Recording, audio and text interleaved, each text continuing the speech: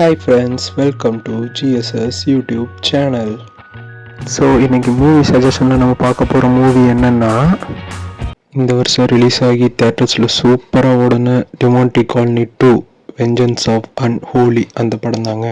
படத்தை Demonte colony 1 direct பண்ண அதே டைரக்டர் அஜய் ஞானமுத்து டைரக்ஷனில் அருள்நிதி, பிரியா பவானி சங்கர்லாம் சேர்ந்து நடிச்சிருக்காங்க.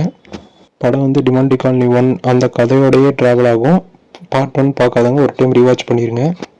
இந்த பார்ட் 2 கதை எப்படி ஸ்டார்ட் ஆகும்னா, ஆக்சுவலாக பார்ட் 1ல் அவங்க எப்படி அந்த கோஸ்ட் கிட்ட பேச ட்ரை பண்ணி ஒருத்தங்களாம் செத்தாங்களோ அதே மாதிரி தான் இந்த கதையும் ஸ்டார்ட் ஆகும். அப்பார்ட்மெண்ட்டில் ஒரு 5 ஃப்ரெண்ட்ஸ் ஒட்டுக்காக சேர்ந்து கோஸ்ட் கிட்ட பேச ட்ரை பண்ணி ஒவ்வொருத்தங்களாம் சாவாங்க. அந்த செத்ததில் பிரியா பவானி சங்கரோட பாய் ஃப்ரெண்டு ஒருத்தங்க. அந்த பாய் ஃப்ரெண்டுக்கு உண்மையாலுமே என்ன நடந்துச்சு, எதனால் செத்தான் அப்படிங்கிறத கண்டுபிடிக்கிறதுக்காக அந்த ஆவி கூட பேசுகிறதுக்காக பிரியா பவானி சங்கர் ஒரு சாமியார் மூலியமாக ட்ரை பண்ணி அவங்க கூட பேசுவாங்க. அந்த ஆவியை பார்த்தாங்களா, அதுக்கப்புறம் என்ன நடந்துச்சு, அருள்நிதி எப்படி இதுக்குள்ளே வந்தாருங்கிறதாங்க இந்த பேலன்ஸ் கதை. விஎஃப்எக்ஸ் கொஞ்சம் ஒரு மாதிரி இருந்தாலும் படம் போன ஸ்பீடில் அவ்வளோ பெரிய மிஸ்டேக்காக அது ஒன்றும் தெரியல. குறிப்பாக அந்த சைனீஸ் தாத்தா கேரக்டரை வேறு லெவலில் டிசைன் பண்ணி தாங்க சூப்பராக இருந்துச்சு ஸ்க்ரீனில் பார்க்குறக்கு.